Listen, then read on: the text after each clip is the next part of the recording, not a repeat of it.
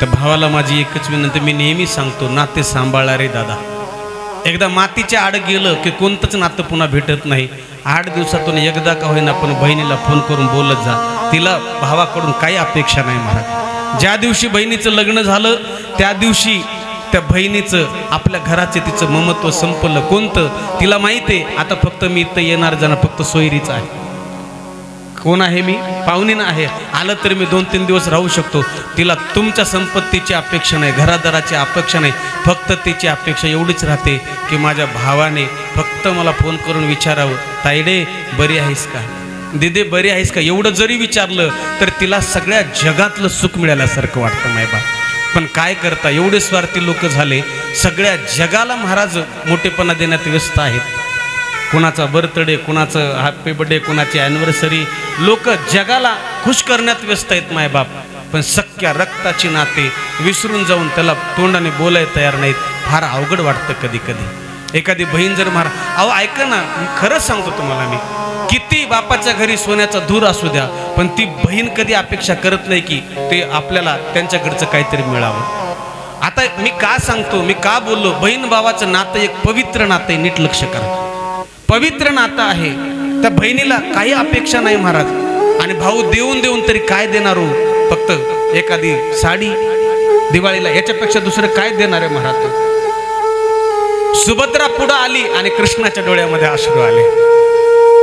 झरझर झरझर अश्रू गळत होते. आणि आपल्या लाडक्या बारक्या बहिणीला कृष्ण कन्हैयाने मिठी मारली. सुभद्रे, काय दादा, सुभद्रे, मी फार जवळून तुझं कुटुंब बघितलं ग, फार जवळून बघितलं. काय वनवास सुभद्रे, 12 वर्ष वनवास, 1 वर्ष अज्ञातवास. सुभद्रा काय म्हणली माहितीये का, दादा खरं सांग का तुला, एवढं जरी वनवास होता रे आमच्या जीवनामध्ये, पण जिचा भाऊ पाठीराखा आहे ना रे कृष्णा, तिला कशाची भीती रे कृष्णा, सांग ना. जिचा भाऊ पाठीराखा आहे तिला भ्यायची काय गरज आहे. एवढं बोलल्याबरोबर तो डोळ्यातून झरझर अश्रू खाली गळू लागले. एक वाक्य सांगू, एखाद्या वेळेला बहीण आपल्या मालकावर तेवढा विश्वास करत नाही महाराज. बहीण जगात कुणावरच विश्वास करत नाही, पण तेवढा भावावर बिंदास विश्वास करते महाराज. कारण तिला माहिती आहे, माझा भाऊ जर माझ्या सोबतीला असला ना तर जगातल्या कुठल्याही संकटाला माझा भाऊ समोर जाण्याची ताकद ठेवतो. का? फक्त आणि फक्त बहिणीसाठी. एवढा विश्वास भावावरती राहतो. जाऊ द्या, मला वाढवायचं नाही. सुभद्रा म्हणाली, कृष्णा अरे तुझ्यासारखा भाऊ जिचा पाठीराखा आहे तिला काळजी करायची काय गरज आहे. किती मोठं संकट येऊ दे कृष्णा, घाबरू नको, घाबरायची काही गरज नाही. कृष्ण कन्हैयाने जवळ घेतलं, डोक्यावरून हात फिरवला आणि विचारलं, सुभद्रे सगळ्यांनी काहीतरी मागितलं ग, तू काहीतरी माग ना. सुभद्रा म्हणाली, कृष्णा तुझ्यासारखा भाऊ आणि तुला काय मागू मी, काहीच नको, बस एवढं कर. सुखही बघितले, दुःखही बघितलं, सगळं काही बघितलं, सगळ्या गोष्टीतून मी पुढं आले, तू माझ्या पाठीराखा होतास, आता कुठंतरी चांगलं झालं.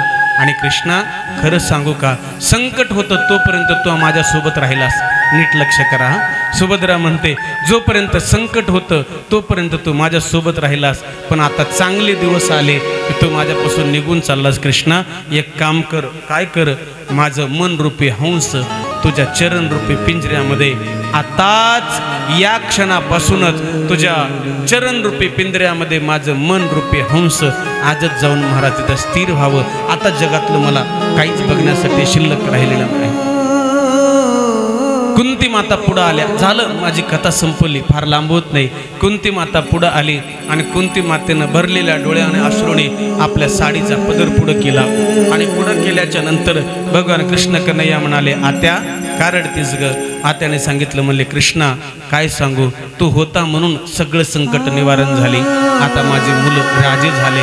आणि जीव ज्याला ज्याला बी भेटतो, ऐका बरं का, देव ज्याला ज्यालाही भेटतो त्याला त्याला दुःखात आणि संकटातच भेटतो. आतापर्यंतचा इतिहास आहे, सुखामध्ये देव कुणालाच भेटला नाही.